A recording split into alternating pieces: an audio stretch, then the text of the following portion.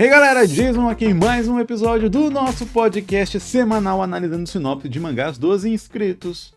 E o nome é autossugestivo. Lembrando que se você quer ter a ideia do seu mangá analisada aqui em um dos nossos episódios, só dá uma conferida na descrição que tem ali o link para um vídeo no YouTube onde eu ensino você a enviar para mim e a montar sua sinopse também ali nos modelos certos, legais ali, não só para enviar aqui para análise, mas também para usar aí quando você for publicar o seu mangá eventualmente. Afinal de contas, a ideia não é morrer na ideia, né? É a gente desenvolver aqui, trocar essa ideia para que você possa realmente fazer o seu mangá do começo até o final e publique ele em algum lugar onde essa sinopse que você montou e aprendeu a montar vai ser útil ali para você. Lembrando que leva alguns meses para eu conseguir analisar sua sinopse, né? Se você enviar ela hoje, mas você pode acelerar um pouco mais esse processo se tornando membro no canal do YouTube. A partir de R$3 por mês, você tem acesso aí a alguns conteúdos adicionais. A versão do vídeo aqui onde eu mostro, né? Que é essa que o celular está captando, ali onde eu mostro o que eu tô desenhando enquanto a gente faz essa análise aqui, que é uma página do meu mangá Hooligan que finalmente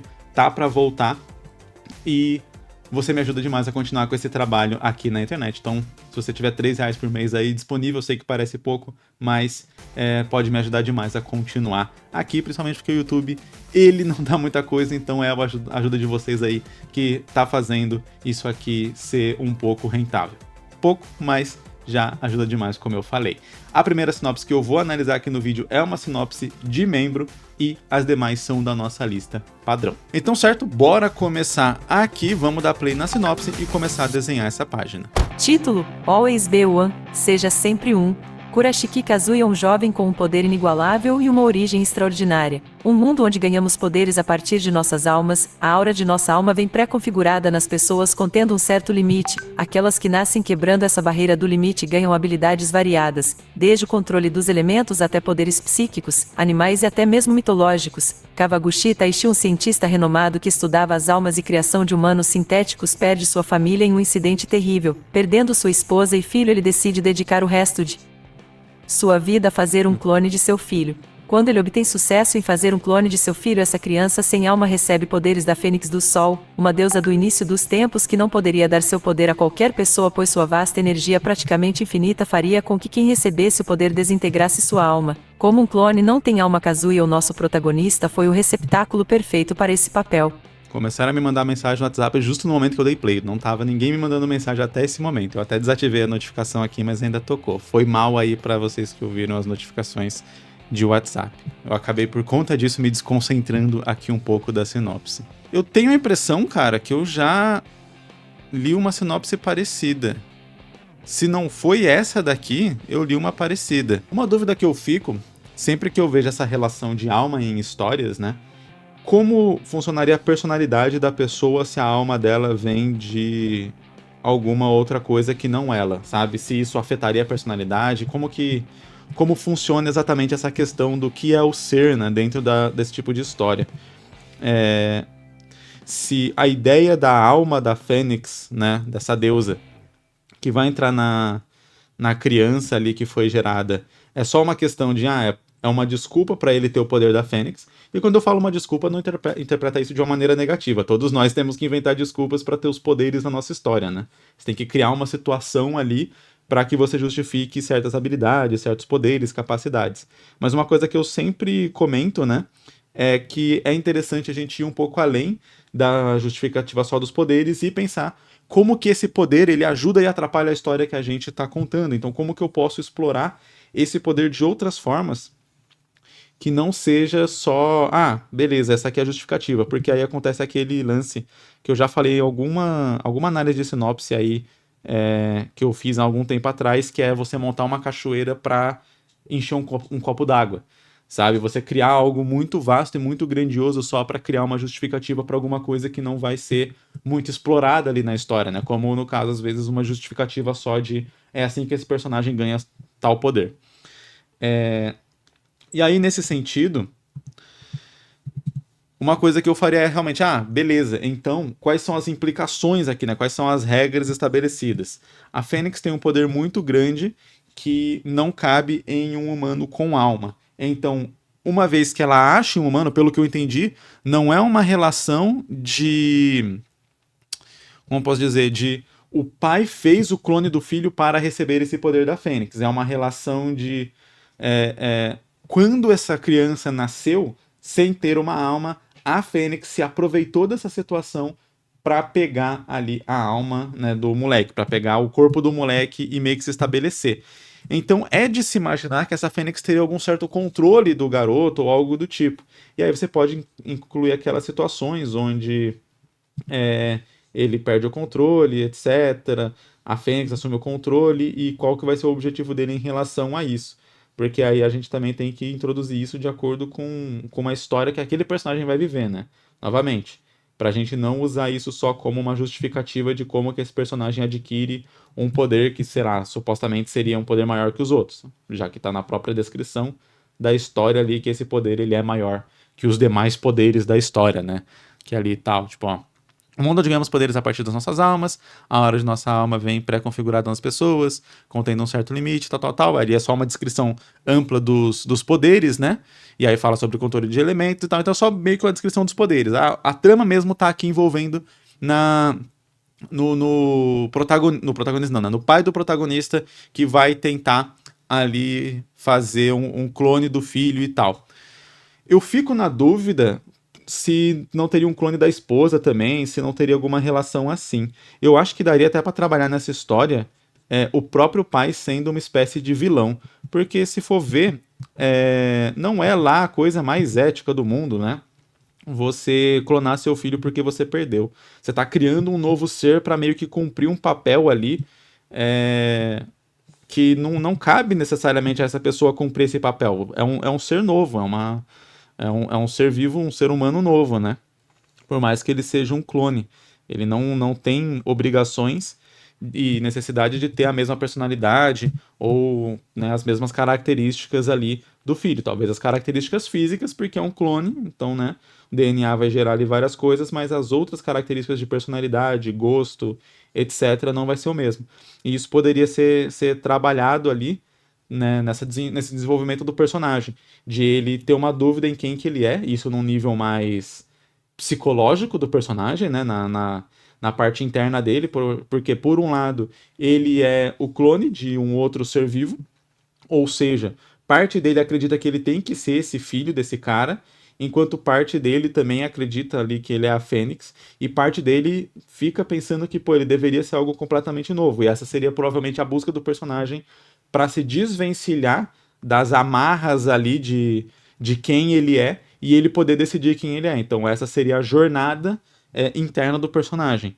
Aí o que acontece? Eu sempre comento aqui, beleza, o personagem ele tem uma jornada interna, ele tem um objetivo interno.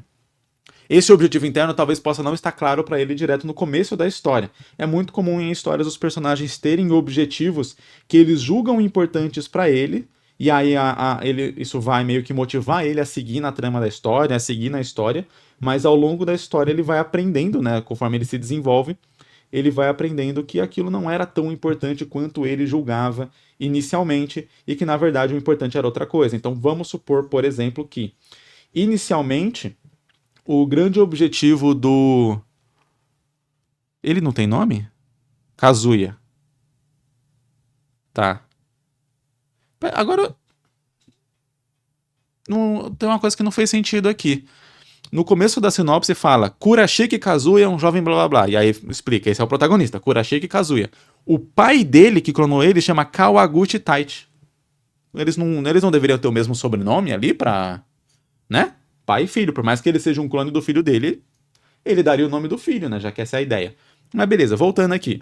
Então, o Kazuya iria querer ser esse filho que o Taichi perdeu.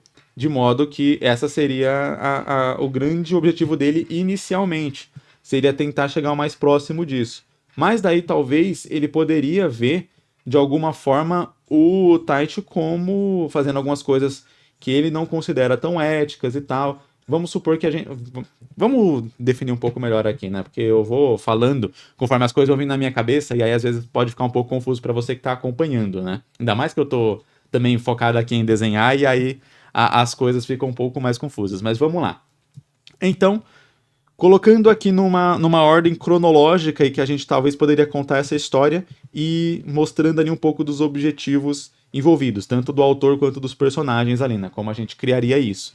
Então, beleza. Primeiro, o Taishi perde ali a família.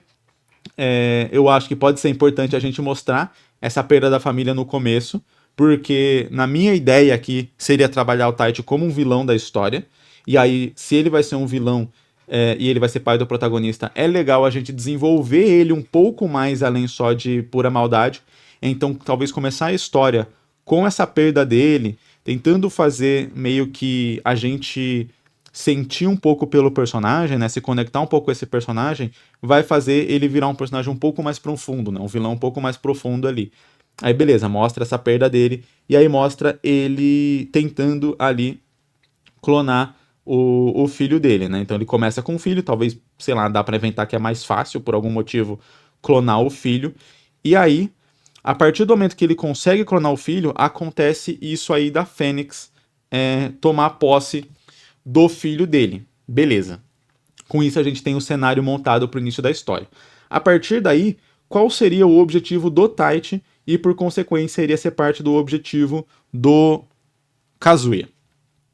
O Taichi vai querer, resgatar a alma do filho dele para que ele possa ter o filho completo, e 2, fazer o mesmo processo com a esposa dele. Então, ele teria esses 2 objetivos, né? Aí a gente poderia colocar em alguma ordem de prioridade ou hierarquia do tipo, eu não vou clonar a minha esposa ainda enquanto eu não tiver o meu filho completo, então prioridades, né? Primeiro eu vou fazer meu filho, vou completar ele, introduzindo a alma original do meu filho nele, e aí a gente vai ter que ir pra lore da história de como que ele poderia fazer isso, né? Beleza. E aí o Kazuya iria ajudar ele nesse objetivo. Então, o objetivo do Kazuya seria: esse é meu pai, ele me criou, eu preciso da alma do Kazuya original para poder ser completo, né? Para poder completar ali o objetivo. Então, esse seria o objetivo do Kazuya. Inicialmente sendo completamente guiado pelo pai, mas ainda tendo algumas sementes de dúvida toda vez que o pai quer que ele faça alguma coisa ou quer que ele haja de um jeito e ele age de uma maneira diferente porque é da personalidade dele.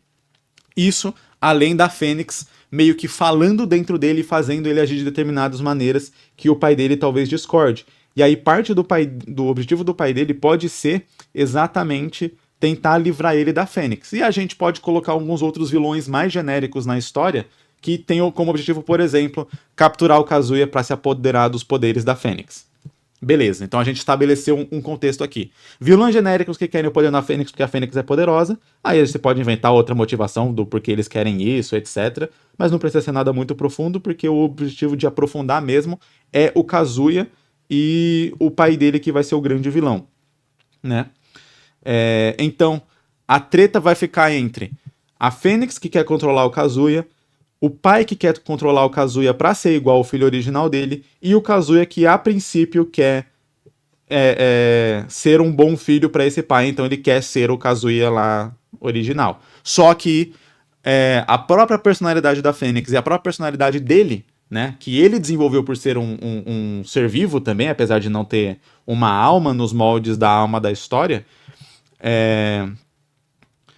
pode falar mais alto em alguns momentos, fazendo com que tenha esse conflito com o pai. E aí é quando a gente vai começar a trabalhar o pai como vilão, porque vai ser nesses momentos onde o Kazuya não tem culpa de certas atitudes ou de agir de maneiras que não são necessariamente erradas para o contexto da história, mas que o pai dele vai ver como erradas porque afasta ele de ser aquele filho ideal que ele imaginou. Entende como o personagem, ele quer o bem, ele quer o filho, ele tem um objetivo que a gente fala, pô, eu consigo me conectar com esse objetivo de ter a minha família de volta, só que o cara começa a agir de uma maneira que a gente vai discordando, tipo, putz, mas o jeito que ele tá agindo é errado e tal. Assim que a gente vai desenvolvendo um vilão um pouco mais profundo, que não só quer uma maldade para dominar o mundo, para controlar os poderes e se tornar o personagem mais forte e tal. Ele tem um objetivo muito simples que poderia facilmente ser o objetivo de um protagonista da história. O que vai mudar dele para um protagonista é que os meios dele, as ações que ele vai tomar, vão ser ações muito questionáveis ali em relação à moralidade, ética e esse tipo de coisa. Então, em determinado momento, o Kazuya iria seguir numa jornada um pouco mais pessoal para se descobrir, talvez não inicialmente por vontade própria, porque se o objetivo da história como um todo é o Kazuya finalmente se libertar tanto do pai quanto da Fênix, né, e criar sua própria personalidade e adquirir, vamos dizer assim, a confiança de poder ser ele mesmo, então ele não pode ter isso no começo da história, né? Isso vai ser uma conclusão meio que ele vai chegar perto do final.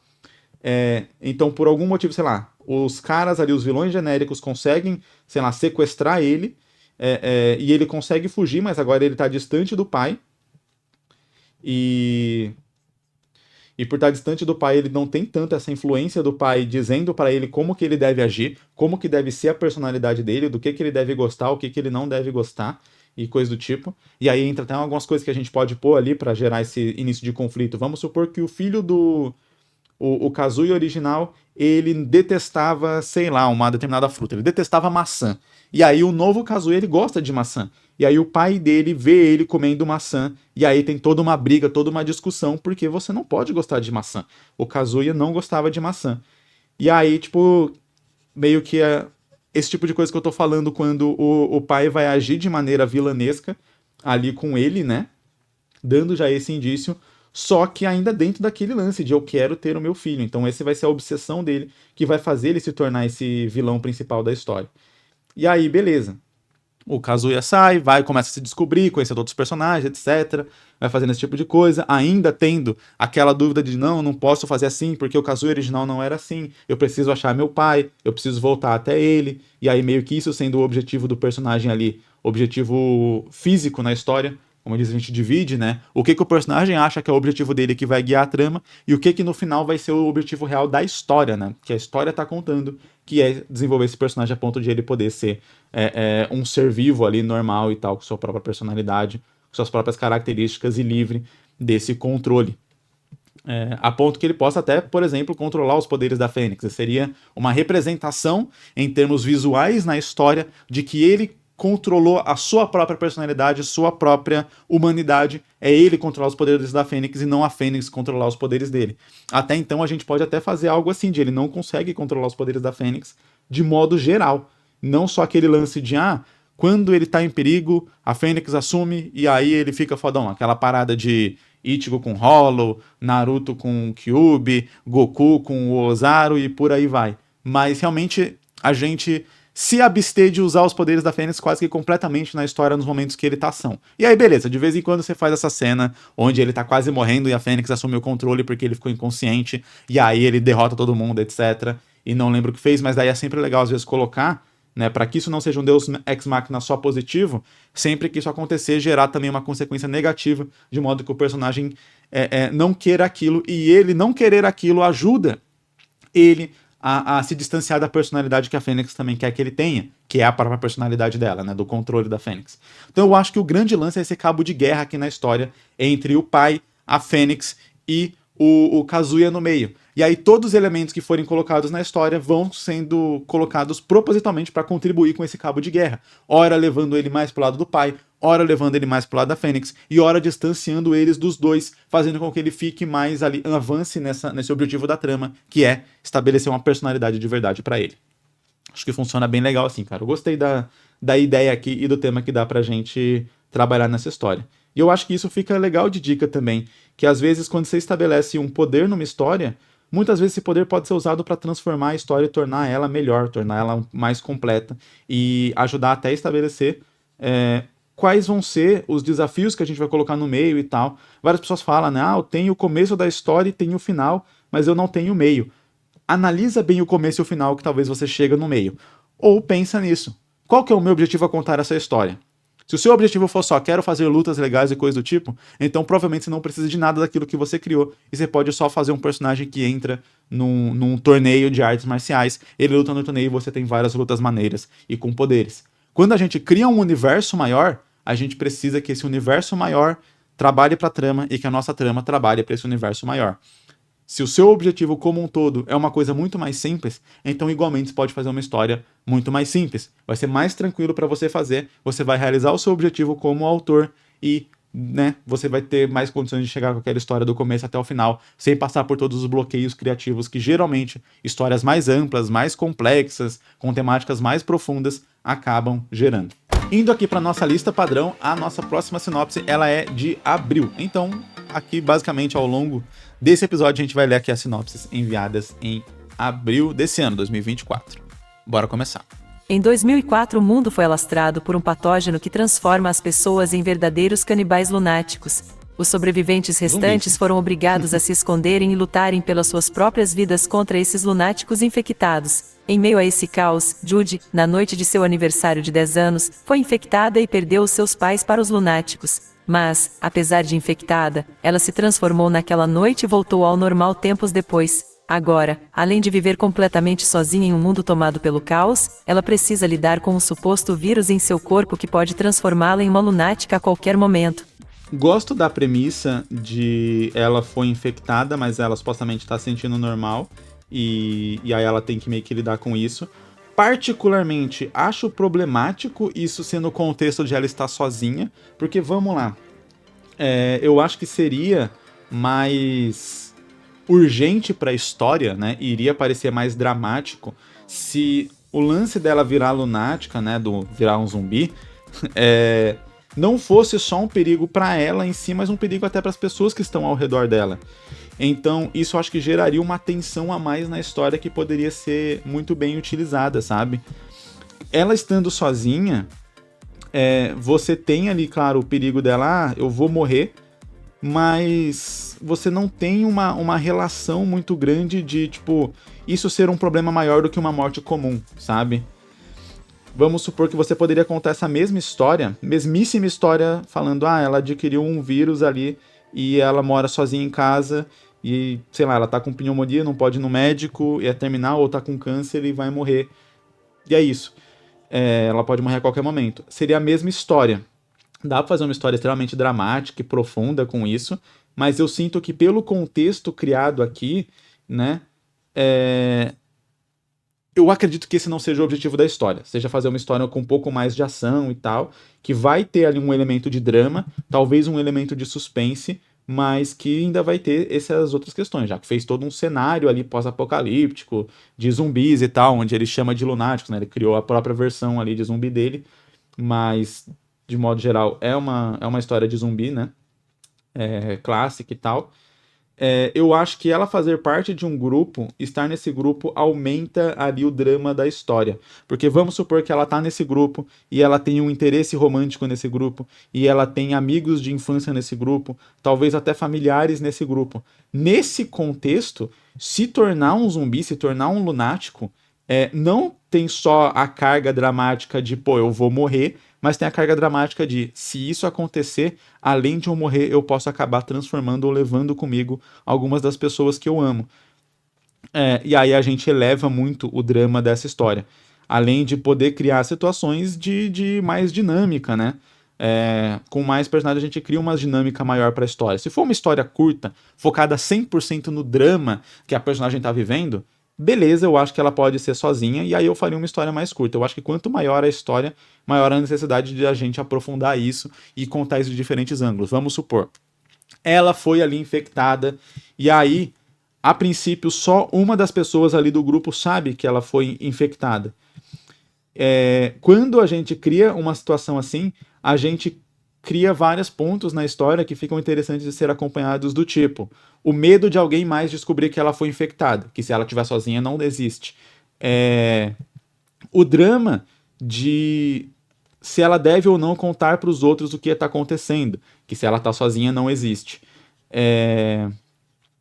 A relação também de falta de ética, de a gente às vezes achar que a personagem está meio que errada, né, por não contar, trazendo um risco grande ali para o grupo. Novamente, não existiria se ela estivesse sozinha. Então tem várias situações muito interessantes de serem acompanhadas que não existiria se ela estivesse sozinha. Se ela está sozinha, a única situação interessante ali é realmente a personagem pensando ali, refletindo sobre a vida e etc. E a possibilidade da morte. Que, como eu disse, por mais que possa ser interessante para uma história uma história de drama ali, a gente não aproveita todo o contexto desse mundo, que é o lance de ela poder virar um zumbi e tal, e quais as implicações, né? Eu sempre comento que quando a gente vai fazer uma história, a gente, como autor, tem que se perguntar por que eu tô contando essa história especificamente desse jeito. E geralmente é porque você quer contar algumas coisas, você quer mostrar algumas coisas. Então, para mostrar essas coisas, é interessante que você se aproveite desse mundo que você criou. Porque, de novo, do contrário, você está criando um mundo muito grande para contar uma história muito pequena dentro daquele mundo. E aí a metáfora que eu, que eu acabei criando sem querer no outro episódio e que para mim agora virou uma das melhores metáforas para quando a gente está criando e desenvolvendo o mundo de uma história, que é criar uma cachoeira para encher um copo d'água. Então, eu acho interessante ela fazer parte de um grupo ali para a gente poder criar essas dinâmicas e aí poder abordar, inclusive, essa temática a partir de outros ângulos, né? Inclusive, poder explorar essa relação de, pera, mas ela não virou ali uma lunática ainda. Então, a pessoa que sabe ali que ela foi infectada, talvez seja uma das pessoas que convença ela a não contar para ninguém exatamente porque ela fala, não, você é diferente, a gente tem que te estudar, talvez a gente consiga achar uma cura, a gente consiga resolver o problema, e aí criar essa relação faz até com que a gente não crie uma antipatia tão grande com a personagem tá arriscando ali, né, o grupo inteiro, a segurança do grupo inteiro por conta ali às vezes de um objetivo de algo, como posso dizer, egoísta, sabe? Do tipo, não, eu fui infectado, mas eu quero continuar com esse grupo e agora eu tô arriscando aqui na segurança do grupo inteiro só por conta do meu bem-estar. Talvez ela possa, em vários momentos, ter esse ímpeto de contar para o grupo o que está acontecendo, mas ser impedida por essa pessoa que sabe isso e com essa desculpa. Então, a gente manteria a personagem sem contar para os outros, mas não teria toda essa antipatia que poderia gerar inicialmente, e nunca é bom gerar antipatia nos nossos personagens, principalmente no protagonista, né? Você pode até criar situações onde ele faz coisas que o leitor vai considerar errado, mas você sempre tem que dar uma justificativa, não justificativa global, mas uma justificativa do ponto de vista do personagem. Tipo, pro personagem aquilo pareceu certo naquele momento. Ou se nem pro personagem aquilo parece certo, né, ele tem que se martirizar por aquilo que ele fez também, se culpar por aquilo, porque todos nós cometemos vários erros, né? A grande diferença é se a gente observa aquilo como erro também e se sente arrependido daquilo, ou se não, né? E pro nosso protagonista é mais ou menos a mesma coisa. Você vai querer ali que pro leitor, meio que o leitor perdoe ele pela cagada que ele fez, o próprio protagonista tem que se sentir culpado, tem que enxergar aquilo como se fosse uma cagada também. Então dá pra fazer, é até bom que o seu protagonista não seja perfeito, né? E não faça só todas as atitudes que o leitor gostaria que ele fizesse, que em alguns momentos ele erre ali, mas você faça ele também sentir o peso desse erro, sofrer a consequência desse erro e por aí vai. É o que eu sempre comento sobre a dificuldade de você fazer uma história onde o seu protagonista ele é arrogante. Porque ser arrogante faz exatamente com que ele não sinta, muitas vezes, o peso dos erros que ele vai cometer. E aí, quando o personagem ele é babaca nesse nível, é difícil o leitor se importar com ele, torcer por ele, então, nossa, é mais difícil ainda, sabe? Você torcer por alguém que você discorda das atitudes, discorda das ações, discorda dos pensamentos, pô, é difícil pra caramba. É difícil a gente fazer isso com pessoas no mundo real, que, tipo, a gente teria mais motivo pra ter empatia só pelo fato de ser uma outra pessoa como você. Imagina num personagem, né, que, pô, foi criado ali, que não tá nem vivo. Aí acaba sendo bem difícil. E aí eu sempre comento que se seu personagem vai ser arrogante, né, e tal, ou você cria um contexto de comédia, onde ele ser arrogante é interessante, ou você muda isso de maneira brusca, ou você trabalha ali um outro aspecto interno do personagem que faça com que a gente entenda que ele tem um coração ali por trás de toda aquela arrogância, né? Você tem histórias com personagens arrogantes, né? Dr. House, por exemplo, né? É uma história onde o personagem é extremamente arrogante.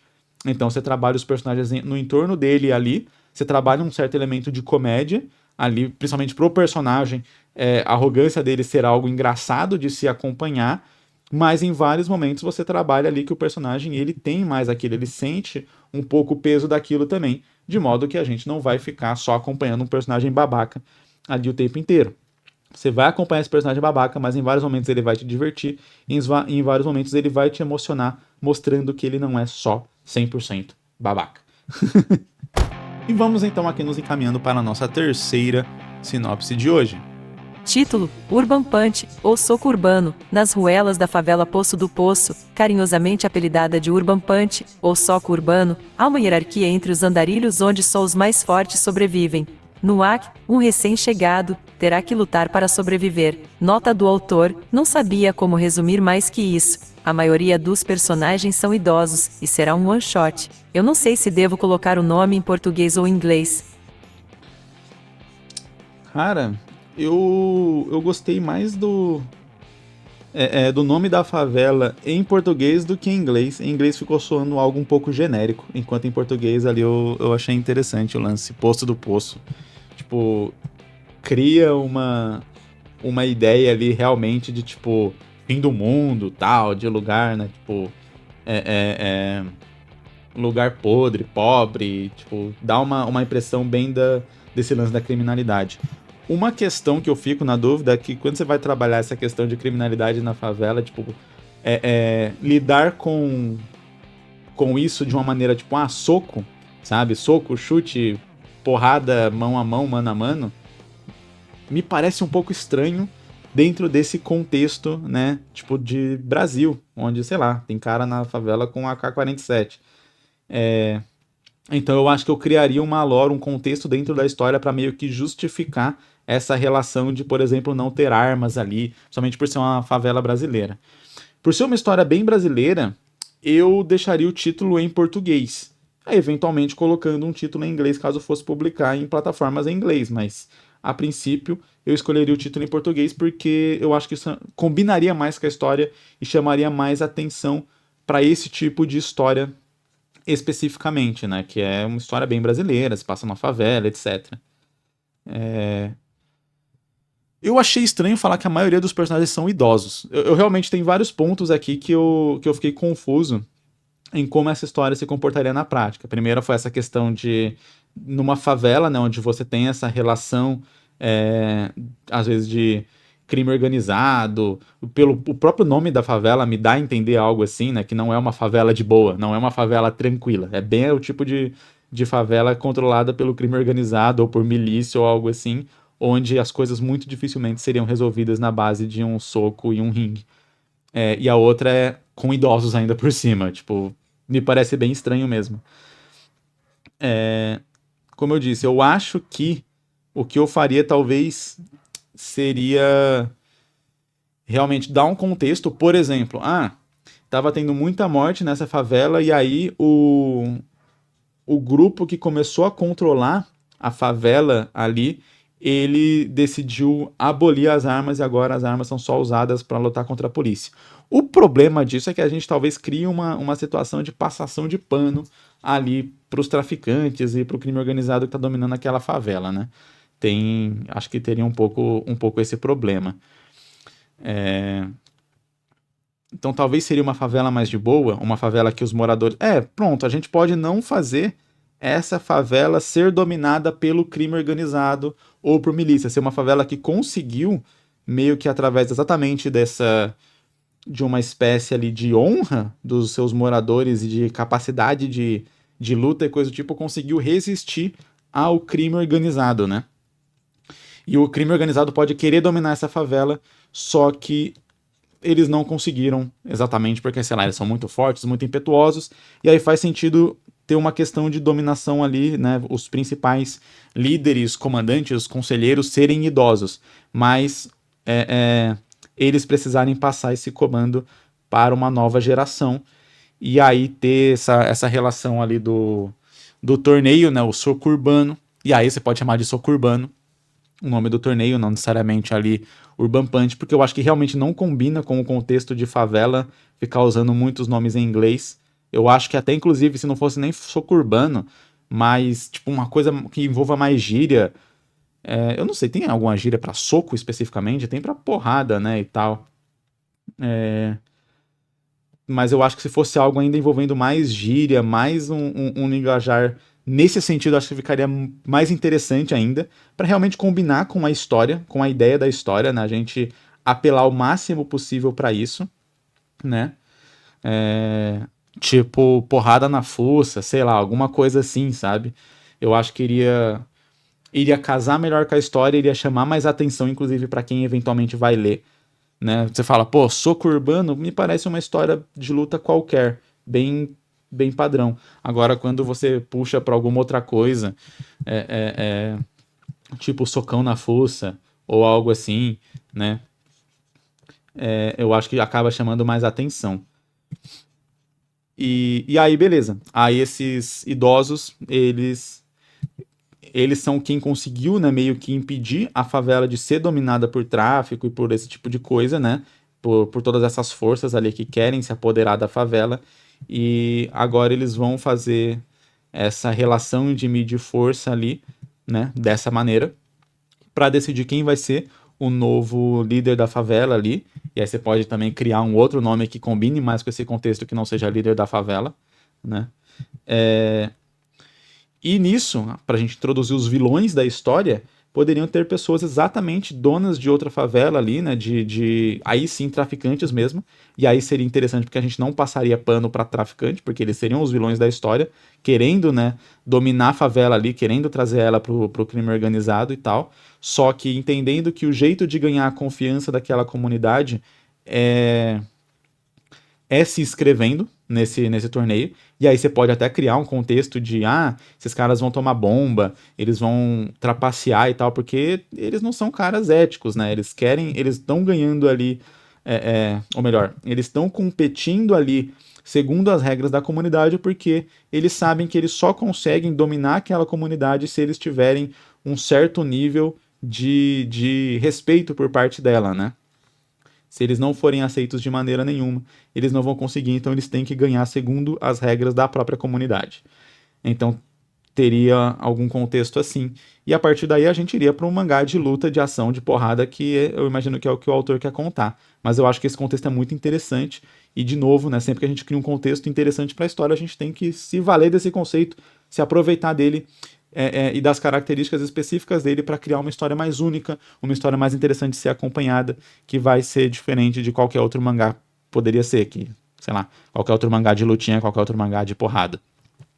Então, por isso que eu falo sobre essa questão do título, né? Eu iria realmente pro lance mais gíria possível, mais linguajar de favela mesmo possível, e os contextos mais de favela possível, só criando essas limitações, né? E aí toda limitação que vai fugir um pouco do nosso contexto, tipo essa questão de o cara não chegar lá, invadir com a AK-47 e matar todo mundo no torneio e assumir o controle da favela, esse tipo de coisa a gente cria um contexto que justifique na história por que isso não vai acontecer.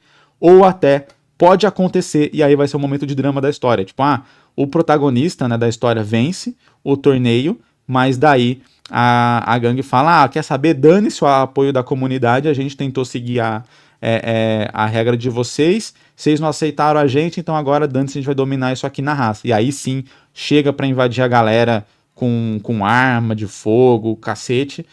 E aí é quando, sei lá, todas as pessoas que lutaram e se enfrentaram ali no torneio e que respeitam mais essa relação e não querem ver essa favela dominada se juntam para enfrentar a gangue.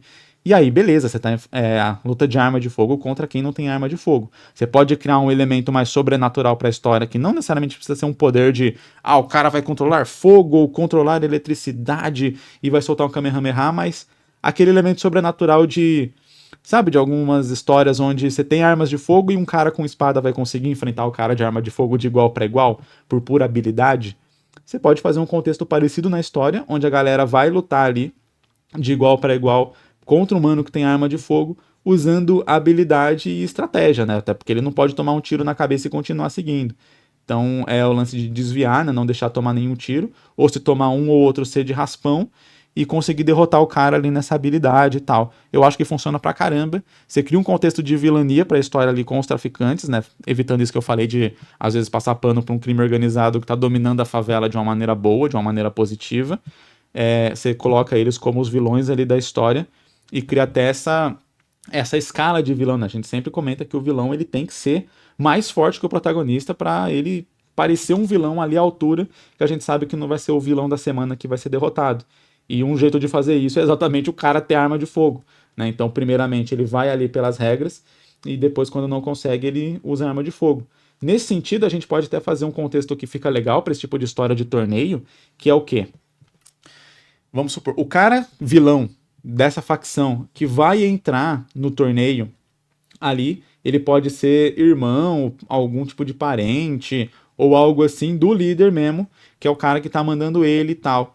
E aí, quando ele perde, ele aceita que ele perdeu, mas o outro cara lá, que vai ser o vilão de verdade da história, o líderzão não aceita. E aí ele fala essa frase, a gente tentou pelas regras deles, se não deu certo, então agora vai ser pelas nossas. É quando ele decide invadir a favela. E aí, quando ele decide invadir a favela e todos os outros lutadores vão se juntar para enfrentar ele, para não deixar a favela ser dominada pelo tráfico, o próprio cara que entrou ali na luta e que competiu e que era, né, irmão, parente desse traficante maior, ele vai se voltar contra o irmão e vai proteger a favela ali junto. Então até o cara que estava sendo apresentado como vilão no começo da história, ele vira um aliado depois, meio que pela nobreza ali da galera. Eu acho que funciona bem legal, né? Tem várias histórias onde o vilão vira mocinho, e eu acho que funciona legal nessa daqui também, né? Até porque daí, se a gente trabalhar também os traficantes como vilões, fica legal alguém que tá na facção também virar mocinho pra meio que, tipo, ter aquele lance de redenção e tal, uma mensagem positiva ali de, mesmo que você esteja numa situação ruim de vida, que a vida te colocou nessa situação, você pode sair e ainda assim fazer o bem e tal. Eu acho que fica uma mensagem positiva de modo geral na história. Acho que funciona muito legal, cara. Eu gostei mesmo. Queria ver essa história aqui ganhar vida. Assim como várias outras que eu leio aqui, né, cara? Eu nunca quero que a ideia morra aqui, morra nisso. Essa análise que eu faço é exatamente para que vocês façam as histórias e coloquem isso aqui para rodar. E sempre lembrando, se você tem dúvidas, e provavelmente você vai ter dúvidas, né? No momento de criar a história e passar ela para o papel e transformá-la num mangá de verdade, vão surgir dúvidas, faz parte. Eu sei como eu passei por isso. E exatamente por ter passado por isso que eu montei o Jornada no Mangá KBR, que é um curso que ele não foca em desenho, ele foca em exatamente você conseguir pegar suas ideias e transformar suas ideias em um mangá. Porque se eu focasse em desenho, eu teria, sei lá, 90% do curso só falando de desenho, ele viraria só um curso de desenho. E as aulas que falam, que são muito importantes para quem está criando um mangá e tentou criar um mangá e sabe todas as dúvidas que vêm, as dificuldades que vêm, o tanto de coisa técnica que você tem que fazer e aprender e saber para poder realmente fazer um mangá, isso ia ficar ali meio que diluído em tantas aulas de desenho, porque desenho tem 1 milhão de coisas para falar, né? Principalmente quando você está falando de criar de desenhar um mangá, que não é só tipo, desenho de personagem, teoria de cores ou coisa do tipo. Aliás, teoria de cores nem precisa tanto, mas você tem que aprender a desenhar tudo, né? Dependendo da história que você vai fazer uma história que se passa na floresta, tem que desenhar floresta, animal. Vai fazer uma história que se passa na cidade, tem que saber desenhar carro, prédio, tem que saber desenhar telefone, celular, não sei o quê. Você tem que saber meio que desenhar de tudo para fazer um mangá, né? Então, por isso que eu fiz um curso onde ele realmente não foca em desenho, ele foca só em todas as partes ali que, certeza, que vai te ajudar a conseguir fazer o seu mangá ali da ideia até ter ele publicado, onde você vai colocar essa sinopse ali na parte de trás para o seu leitor ler, se interessar e querer comprar o seu mangá.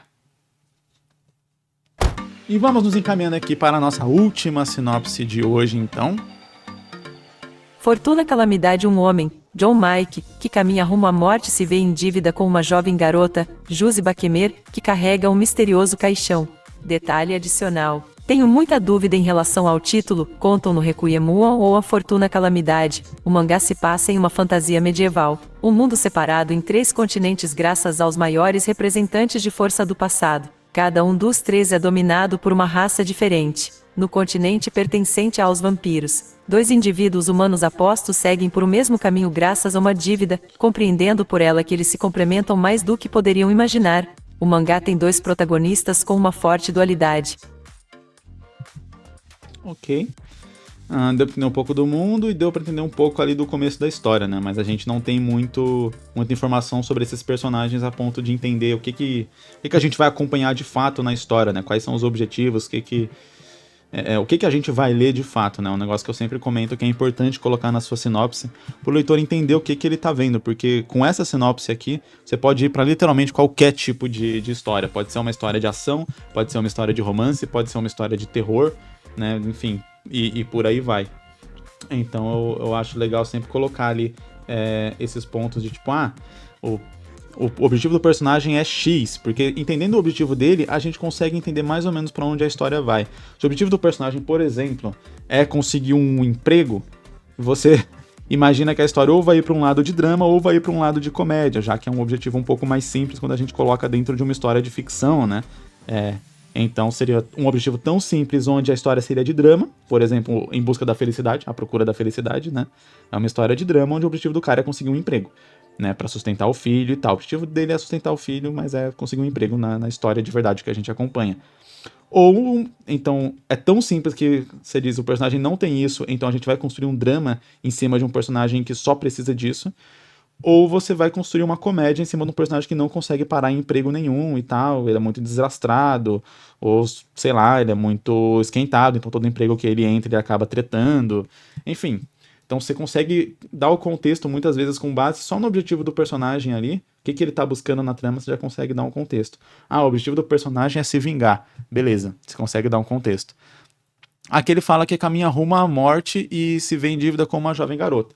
Eu acredito, chutando aqui, né, com base nisso que a gente leu, que o personagem, ele tava pra morrer, aí essa garota salvou ele, essa garota que carrega o caixão, e agora ele tá meio que em dívida com ela. O que essa dívida significa? O que significa esse caixão? O caixão, beleza, eu até entendo que vai ser um mistério da história, então você não vai revelar na sinopse, né? O lance do castão, do castão. O lance do caixão é pra deixar a curiosidade, atiçar a curiosidade do leitor que lê a sinopse. Beleza, ele realmente atiça, funciona bem. Mas entender melhor o que essa dívida implica, o que ele vai fazer, tipo, ah, ele tá em dívida com essa garota, então talvez ele vai ajudar ela a realizar um objetivo dela. Tá, o que seria esse objetivo dela? Teria alguma coisa a ver com o caixão? Ou não? Enfim, como que isso iria funcionar? Ele é um personagem que já tá meio que perdido na vida, então por isso que ele vai, tipo, só seguir, acompanhar essa garota e fazer tudo o que ela quiser, como se ele fosse uma espécie de guarda-costas dela ou algo assim. Tipo, como que realmente isso vai se comportar, vai ser a relação dos personagens? Porque fala que eles têm uma dualidade muito forte, só que também não fala o que seria essa dualidade. Por exemplo, vamos lá, exemplos de dualidade. Um desses personagens é quieto e o outro é muito falador e falastrão. É uma dualidade. Um desses personagens não liga muito pra vida, enquanto o outro tem um apego muito forte à vida. É uma dualidade. Um desses personagens tem um objetivo muito claro do que ele quer, né? E enquanto o outro personagem tá meio que só vivendo cada dia sem ter muito objetivo, sem ter muito sentido. É uma dualidade. Então, a depender da dualidade, a história vai para rumos completamente diferentes. Eu acredito que o autor deve saber qual é a dualidade que eles têm, se não sabe ainda. Para ontem pensar e colocar isso no papel, porque é isso que vai definir muitas das coisas da trama, inclusive parte do tema, que pode ser o objetivo dos personagens, né? Então, se um personagem ele não liga pra vida, a ponto de que sim, ele estava quase morrendo e ele não estava ligando muito pra isso, de quase morrer. E a outra personagem salva ele, ou seja, é uma personagem que liga mais pra vida, que tem um plano mais bem definido, que tem uma razão do porquê viver, a gente já consegue imaginar que parte do objetivo da nossa história é chegar num ponto onde esse personagem vai se sentir mais vivo e vai sentir com o objetivo do porquê viver. Então a gente já consegue imaginar esse final para a história e com esse final a gente imagina ali já as etapas que ele vai passar no meio do caminho, que é aquilo que eu sempre faço. Se você tem o começo e tem o final, pensa no objetivo da história que você chega no meio do caminho, que muitas pessoas falam, eu não sei como é que é o meio. Pô, se eu sei que a ideia é esse personagem criar um apego pela vida, o que a gente tem que fazer no meio dessa história? Tem que fazer, a partir talvez do objetivo da outra personagem do caixão, né? a Zefa do caixão, a gente colocar ele em situações onde ele vai vendo pessoas que têm apego pela vida, que têm esse objetivo, e ele vai refletindo sobre a própria vida dele e criando também esse apego.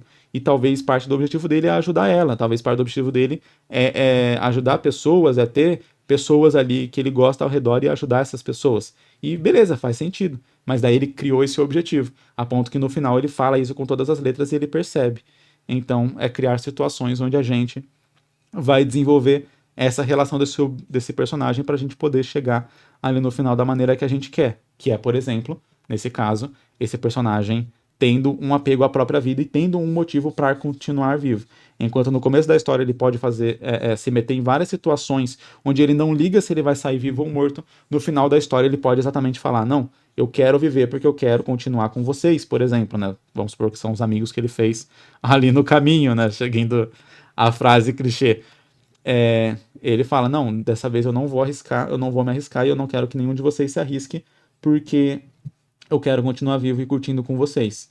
Ou eu vou me arriscar, mas dessa vez é diferente. Eu não tô me arriscando porque eu não ligo se eu vou morrer ou não. Eu tô me arriscando porque eu sei do problema que é isso, e eu sei que só dedicando o máximo possível a gente vai conseguir sair bem e vai poder continuar vivo e curtindo junto.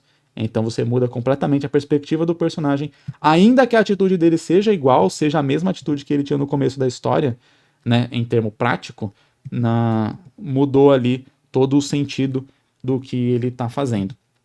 Então seria mais ou menos assim que eu trabalharia, né, a questão do objetivo da história e do final da história para chegar nos acontecimentos do meio e das coisas que eu vou fazer ali no meio. Quanto a título, eu sempre fico meio assim de usar o título em japonês. Tem que tomar muito cuidado, porque às vezes a gente, né, só joga no Google Tradutor ali um título, e o japonês tem muitas nuances de palavras, né? Tem palavras que às vezes elas têm aquele significado ali, tipo assim, a tradução tá certa quando você pega fortuna, calamidade, e você coloca ali, qual que é o outro título que ele falou? Konto no Requiemo. Nome estranho. Enfim, Konto no Requiemu, ou algo assim, ele pode até estar com a tradução literal certa, mas dentro do sentido que você quer que essa frase tenha, né? Fortuna, calamidade, que na verdade em português não faz muito sentido, seria fortuna calamitosa, ou algo assim, né? Tipo, como se fosse uma espécie de sorte azarada. Às vezes em japonês essas palavras juntas não fazem esse mesmo sentido, sabe? Essa mesma tradução. Tipo, a palavra, ela traduzida ao pé da letra, significa aquilo, mas a frase, né, ou a junção dessas duas palavras não tem aquele mesmo significado. Eu acho que tem que sempre tomar muito cuidado. E aí não sei se o autor aqui, ele chegou a estudar japonês e tal, a ponto de saber, ou tem algum conhecido japonês que possa dizer para ele, não, é isso que significa mesmo, tá certinho, mas é algo que eu recomendo, né? Se você só jogou esses termos ali no Google Translate ou algo assim, pesquisa em outras fontes, pesquisa em outros contextos, né? Para ter certeza, se você tiver algum conhecido japonês aí que possa te ajudar, para ter certeza, porque muitas vezes isso pode acontecer, de a tradução ali, ela até ter a palavra literal, mas ela não ter o mesmo sentido que você queria que tivesse quando você imaginou esse título em português. E aí, nesse caso, eu acabo optando pelo título em português. No caso aqui, né, não fortuna calamidade, que eu acho que fica estranho como frase, né? Talvez fosse fortuna e calamidade, funciona. Agora, o calamidade, ele me parece estar sendo um adjetivo da fortuna, né? Então seria fortuna calamitosa, no caso aqui. E particularmente fortuna calamitosa, eu não gosto muito da palavra calamitosa, mas eu acho que junto fortuna calamitosa funciona. Mas é que calamitosa eu acho uma palavra meio feia. De um modo geral, assim, quando eu falo, né, calamitosa, não sei. Me parece uma palavra meio estranha.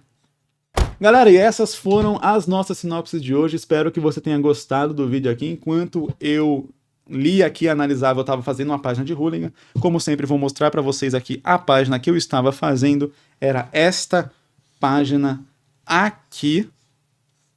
Fiz pouca coisa, né, mas até que deu uma avançada aí, a quase metade da página, que é uma página de ação, né. Então aqui vai ter um cenário que vai demorar um tantinho para fazer e tal, mas o resto vai ser um pouco mais tranquilo. Vou seguir com ela fazendo aqui, lembrando que se você é membro, você tem acesso aqui ao vídeo que o meu celular está pegando aqui no fundo, que é desenhando essa página aqui enquanto eu analiso. Então você vai acompanhando a página em processo de produção, a partir de R$3 por mês aí, essa vantagem que eu dou para os membros. Além disso, esse vídeo geralmente costuma sair com antecedência para os membros, então você que está assistindo aqui no dia do lançamento, na segunda-feira, no dia do lançamento, os membros já estavam tendo acesso a essa versão especial que eu falei aqui um pouco antes, né? Às vezes eu consigo fazer com uma semana de antecedência, às vezes são só alguns dias ali, vai depender ali do grau de produção e tal, às vezes do tempo que vai demorar para salvar, né? Que quando tá salvando esse vídeo aqui, por ser um episódio com 1 hora, o vídeo demora bastante para renderizar ali no Premiere, tipo coisa de 3, 4 horas, e eu não consigo mexer no computador enquanto tá fazendo isso, então não é sempre que eu consigo só deixar o vídeo renderizando. Enfim, detalhes técnicos à parte, novamente, obrigado para você que chegou até aqui, dá uma conferida no link da descrição para ver como enviar a sua sinopse e também para conhecer o Jornada do Mangaka BR, o meu curso completo de mangá, e eu vejo você semana que vem em um próximo episódio. Falou!